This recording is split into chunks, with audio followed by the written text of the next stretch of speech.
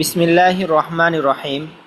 আলহামদুলিল্লাহ, মহান আল্লাহ তাআলার দরবারে লাখো কোটি শুকরিয়া যে মহান রব্বুল আলামিন আমাদেরকে হাঁটি হাঁটি পা করে এ পর্যন্ত নিয়ে এসেছেন। এটা আল্লাহ তাআলার সাহায্য ছাড়া বিকল্প কিছুই নয়।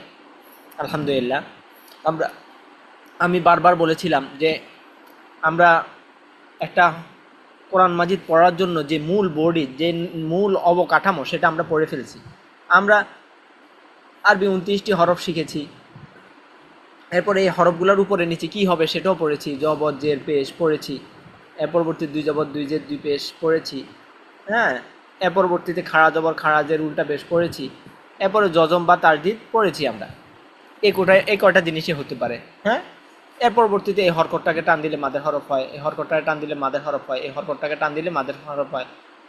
এটাকে জবরকে টান দিলে পরে একটা আলিফ আসে, জেরকে টান দিলে পরে একটা যজমালা ইয়া আসে, পেশকে টান দিলে একটা যজমালা ওয়াও আসে। তো এই মাদের হরফটাই কখনো 3 আলিফ টান হয়, কখনো 4 আলিফ টান হয়। এই আমরা পড়েছি, একটু পর্যন্ত আমরা পড়েছি আলহামদুলিল্লাহ। আর এই তাজদিদটা যদি নুন আর মিমের উপর হয় তখন গুণনা করতে হয়, যেটা আমরা 17 নম্বর মাখরাজ নাকের বাঁশি হইতে গুণনা উচ্চারিত হয়, সেখানে আমরা পড়েছিলাম। এবার আসি আজকের আলোচ্য বিষয়। আজকের আলোচ্য বিষয়টা অত্যন্ত সহজ, একটা খুব দারুণ এক আলোচ্য বিষয়। তো আজকে হলো আল্লাহ তাআলার নাম নিয়ে আমরা পড়ব। তো আল্লাহ তাআলার নাম নিয়ে পড়ার আগে আমরা আল্লাহ তাআলার পরিচয়টা একটু জেনে নেই। যেহেতু আল্লাহ তাআলার নাম নিয়ে আমরা পড়ব, যেহেতু আমরা আল্লাহ তাআলার পরিচয়টা একটু জানি।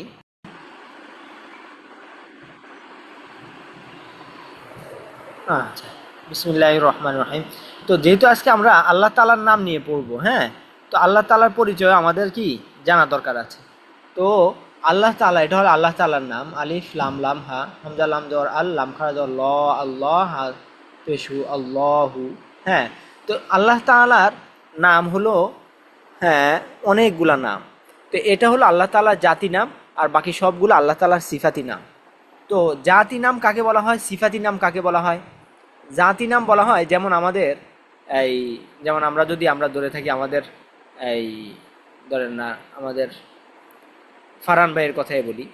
যেমন আমাদের ফারহান ভাই হাফেজ হয়ে গেলেন, এখন সবাই বাড়িতে মধ্যে বলে হাফেজ সাহেব হাফেজ সাহেব। এটা মানে, তাহলে এর পরবর্তী উনি আলেম হয়ে গেল, সবাই মাওলানা সাহেব। এরপর উনি ইঞ্জিনিয়ার হয়ে গেল, সবাই ইঞ্জিনিয়ার সাহেব বলে। হ্যাঁ, তিনি ডাক্তার হয়ে গেলেন, তাকে ডাক্তার সাহেব বলে। এই যে যতগুলা লকব তার নামের সাথে লাগতেছে, এর পরবর্তী উনি বিবাহ করলে সবাই ওই বাড়িতে বলে জামাই।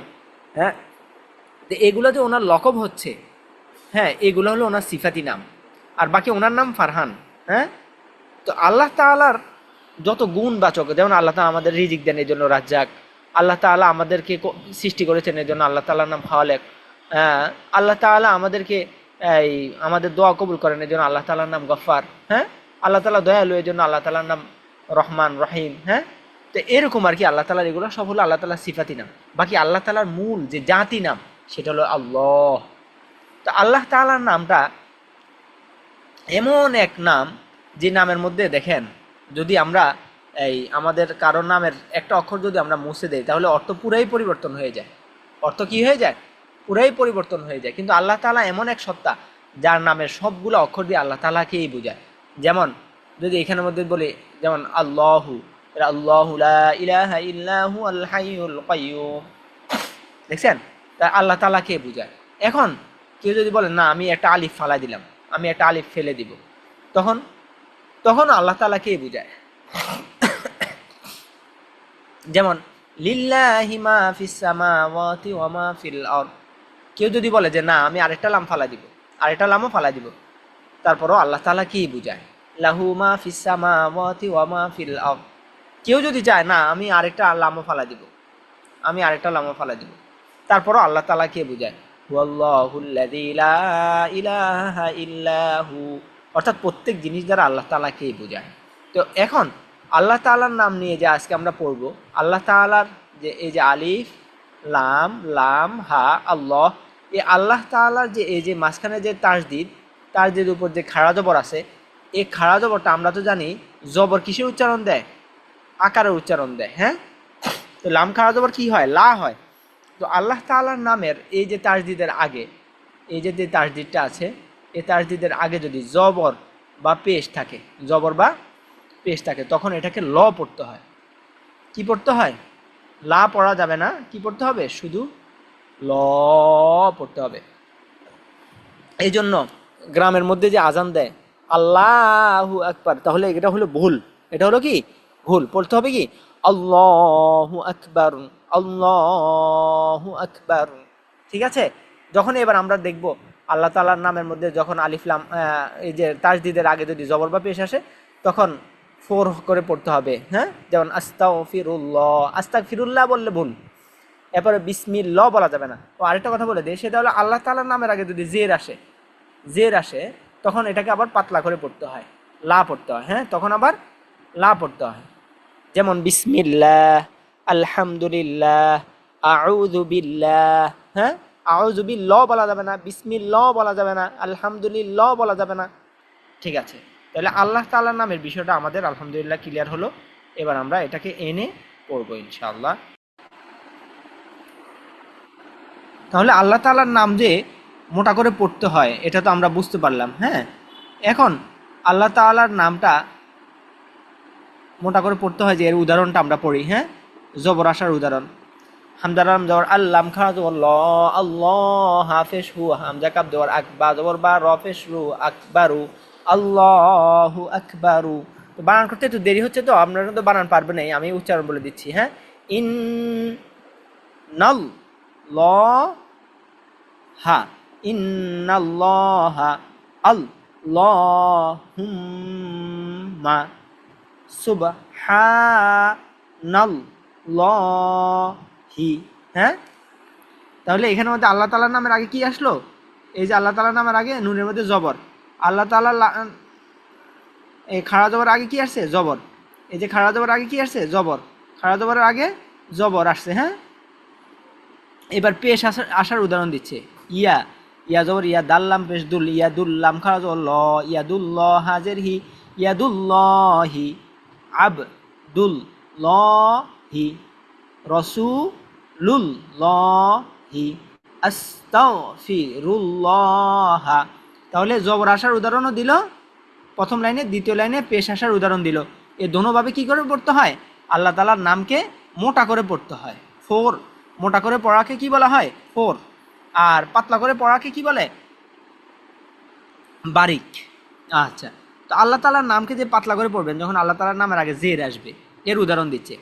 বিসমিল লাহি, বাসিন জের বিস, লাম মিম লাম জের মিল, বিসমিল লাম খাড়া যাও লা, লাম খাড়া যাও ল, এখন আর বলা যাবে না, কারণ এই খাড়া জবর আগে জবর বা পেশ আসে নাই, জের আসছে। হ্যাঁ, বিসমিল্লাহ হাজের হি, বিসমিল্লাহি, আলহামদু লিল্লাহি, ইবাদিল্লাহি, দিনিল্লাহি। আশা করি আলহামদুলিল্লাহ বিষয়টা একেবারে সহজ, সবার বুঝে আসছে। এবার আমরা আরেকটা জিনিস বুঝবো, সেটা হলো আপনাদেরকে আগে বলে রাখি। রর মধ্যে র হরফটা এটার মধ্যে যেরকম স্পষ্ট বোঝা যাবে, আল্লাহ শব্দ ফোর বা মোটা করা, পাতলা করা, মোটা করা যেরকম স্পষ্ট বোঝা যায়, কিন্তু রর মধ্যে ওরকম স্পষ্ট বোঝা যাবে না। আচ্ছা, র হরফে যদি জবর বা পেশ থাকে, তখন র হরফকে কি করে পড়তে হয়? মোটা করে পড়তে হয়। র হরফে যদি জবর বা পেশ থাকে, তখন কি করতে হয়? র হরফকে মোটা করে পড়তে হয়। আর জেদ থাকলে ওই যে ওরকম আগের মতো। হ্যাঁ, জেদ থাকলে পাতলা করে পড়তে হয়। হ্যাঁ, আচ্ছা, এখন আপনাদের মনে মনে একটা প্রশ্ন হতে পারে, হুজুর তাহলে রর মধ্যে যদি জজম থাকে, তখন জজম থাকলে কি করব? তখন করণীয় হলো কি, আগের হরফে দেখতে হবে, আগের হরফে জবর বা পেশ আছে কিনা। আগের হরফে জবর বা পেশ থাকলে মোটা, আবার আগের হরফে জেড থাকলে পাতলা। ঠিক আছে না? তাহলে দুইটা জিনিস আমরা মনে রাখবো। হ্যাঁ, র হরফে যদি জবর বা পেশ থাকে, তখন মোটা করে পড়বো। হ্যাঁ, আর জেড থাকলে পাতলা করে পড়বো। এবার হলো র হরফে যদি জজম থাকে, তখন দেখবো হলো আগের হরফে জবর বা পেশ আছে কিনা। জবর বা পেশ থাকলে কি করে পড়বো? মোটা করে পড়বো।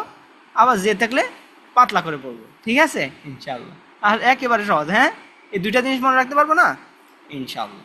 আচ্ছা, ধরেন এবার উদাহরণ দেই। আল্লাহু আকবার। যেমন রব্বুকা, রব আজ রব্বা পেশ বু, রব্বু কাব জবর কা, রব্বুকা, মানে মুখের মধ্যে একটু হাওয়া জমে যাবে আর কি। রব্বুকা, রব্বুকা এর উদাহরণটা একটু আপনাদেরকে বলি, যে আমরা যে ইংলিশে বলি না হাউ আর ইউ তুমি কেমন আছো, তো এটাকে যখন ইংলিশে ফন্টে কথা বলে তখন সে বলে how are you my friend. How are you, এই যে হাউ আর ইউ বললো সে, এখানে ওদের মুখের মধ্যে একটা হাওয়া জমে গেছে। হুম, এটাকেই বলা হয় মোটা করে বলা। তো রব্বুকা, রব্বুকা, রব্বুকা বলা যাবে না, রব্বুকা না, হ্যাঁ, রব্বুকা। রসুলুন, রসুলুন। ওয়ার রুহু, ওয়ার রুহু। নাসরুল্লাহি, নাসরুল্লাহি। তাহলে র হরফে জবর বা পেশের উদাহরণ দিল। এবার র হরফে যজম আইসা তার আগে জবর বা পেশের উদাহরণ দিচ্ছে। আও সালা ইয়ার জিউনা কুরআনুন মুরসালুনা। ঠিক আছে না? এবার একটা দারুণ একটা উদাহরণ দিচ্ছে, সেটা হলো র বারিকের উদাহরণ কিন্তু নিচে, হ্যাঁ। এবার আরেকটা, আচ্ছা বারিকের উদাহরণটা আগে পড়ে নি, হ্যাঁ। রিস উন, রি জা লুন, জারিয়াতুন, মির। এবার হলো র হরফে যজম তার আগের হরফে জের উদাহরণ দিচ্ছে। মির ইয়াতিন, উ মির তু, ওয়াস বীর। সহজ না? আচ্ছা, এবারে আপনাদেরকে একটা একটা দারুণ একটা পড়া শিখাচ্ছে, সেটা হলো আমরা তো জানি র হরফে যদি যজম থাকে তার আগের হরফে যদি জেদ থাকে, এটা পাতলা করে পড়তে হয়, এটা আমরা দিবালকের নেই, আমাদের কাছে স্পষ্ট, এটা আমরা জানি, আমরা পড়ে আসছি। তো এইখানের মধ্যে শুধু একটা জিনিস আবার আপনাদেরকে শিখাচ্ছে, সেটা হলো ওই যে যেই হরফগুলা আপনাদের মনে আছে কিনা, যে হরফগুলার উপরে জবর দেওয়ার পরও সে আকারকে গ্রহণ করে নাই, যে হরফগুলোর উপর জবর দেওয়ার পরও আকারকে গ্রহণ করে নাই, যেমন স জবর সা বলি নেই স, দ জবর দ, হ্যাঁ, দা বলি নেই, ত জবর তা বলি নেই ত, জ জবর জ, গইন জবর গ, খ জবর খ, কব জবর ক, হ্যাঁ, এগুলা কি করে নাই, আকারকে গ্রহণ করে নাই। এই হরফগুলা যদি, আরেকটা কি মনে রাখতে বলছিলাম, র, হ্যাঁ, তো র তো এখানে আছেই, হ্যাঁ, এই 8টা হরফ মনে রাখতে বলছিলাম না, তো এই 8টা হরফের র তো আছেই। তো র সাকিন তার ডাইনে যদি জেদ থাকে তাহলে পাতলা করে পড়তে, এটা আমরা দিবালকের নেই স্পষ্ট। পরে যদি এই 7টা হরফ আসে, এখানে যদি এই 7টা হরফের কোনো একটা হরফ আসে, তখন এই বারিকটা আবার ফোরে রূপান্তর হয়ে যায়, একটু ফোর করে বলতে হয়। সে উদাহরণটাই এখানে দিচ্ছে, যেমন কপরজের কির পাতলা, কিন্তু পরে ত আসার কারণে এখন একটু মোটা হবে, কিউ ত সিন, ফির ক তিন। এটা একটু মুছে দিই তাহলে আপনার দেখতে সুবিধা হবে। আচ্ছা, মির মিউ স দান, ওয়া ইউর স দান। আচ্ছা, আল্লাহ, একেবারে সহজ আজকের পড়াটা ইনশাআল্লাহ। তাহলে আমরা সবাই বুঝছি। এবার মূল সারাংশ কথাটা একটু বলে দিই, হ্যাঁ। আল্লাহ তাআলার নামের আগে যদি, আল্লাহ তাআলার নামের আগে যদি, আল্লাহ তাআলার নামের এই খাড়া জবরের আগে যদি, এই খাড়া জবরের আগে যদি জবর বা পেশ আসে, তখন আল্লাহ তাআলার এই লামকে, হ্যাঁ, শুধু ল পড়তে হয়, ল, টান ঠিকই থাকবে, বাকি আকার হবে না, হ্যাঁ, তখনই মোটা হয়ে যাবে। আর যদি জের আসে তখন লা পড়তে হবে পাতলা করে, হ্যাঁ। আচ্ছা, তাহলে এই বিষয়টা আমাদের আল্লাহ তাআলার নামের ক্ষেত্রে এই বিষয়টা ক্লিয়ার। এরপরে দুইটা জিনিস মনে রাখতে বলছিলাম, র হরফে যদি জবর বা পেশ থাকে তখন রকে মোটা করে পড়তে হয়, আর জের থাকলে পাতলা করে পড়তে হয়, রি, হ্যাঁ। এর পরবর্তীতে বলছিলাম র হরফে যদি যজম থাকে তখন আমাদের করণীয় কি? করণীয় হলো আমরা আগের হরফে দেখবো, আগের হরফে যদি জবর বা পেশ থাকে তখন এটাকে মোটা করে পড়বো, আর যদি জেদ থাকে তাহলে পাতলা করে পড়বো, ঠিক আছে। এর পরবর্তীতে বলছি হলো এটার কথা, র হরফে যজম তার আগের হরফে জেদ থেকে পরে যদি আবার এখানে মুস্তালিয়া 7 হরফ থেকে কোনো একটা হরফ আসে যেগুলা জবর দেওয়ার পরও আকারকে গ্রহণ করে না। আমরা জানি আরবিতে জবরটা আকার উচ্চারণ দেয়, জেডটা রসিকার উচ্চারণ দেয়, পেশটা রসুকার উচ্চারণ দেয়। তো এই হরফগুলা যেহেতু আকারকে গ্রহণ করে নেই, এই হরফগুলার কোনো একটা যদি আসে তখন আবার এই বারিকটা পরে রূপান্তর হয়ে যায়, তখন আবার মোটা করে পড়তে হয়। তাহলে উদাহরণও দিলাম, আশা করি সবার কাছে ক্লিয়ার বিষয়টা, আলহামদুলিল্লাহ। তাহলে আমাদের আজকের এই পড়াটা অত্যন্ত সহজ, শুধু আমরা পড়ে আসবো। যে তো র ফোর বারিকের এখানে আমাদের ফোর মোটা করা, এটা আপনারা না করতে পারলে কোনো সমস্যা নেই, কোনো সমস্যা নেই, ঠিক আছে। কিন্তু আল্লাহ শব্দের এখানে ফোর বারিকটা আপনারা করতে হবে, হ্যাঁ।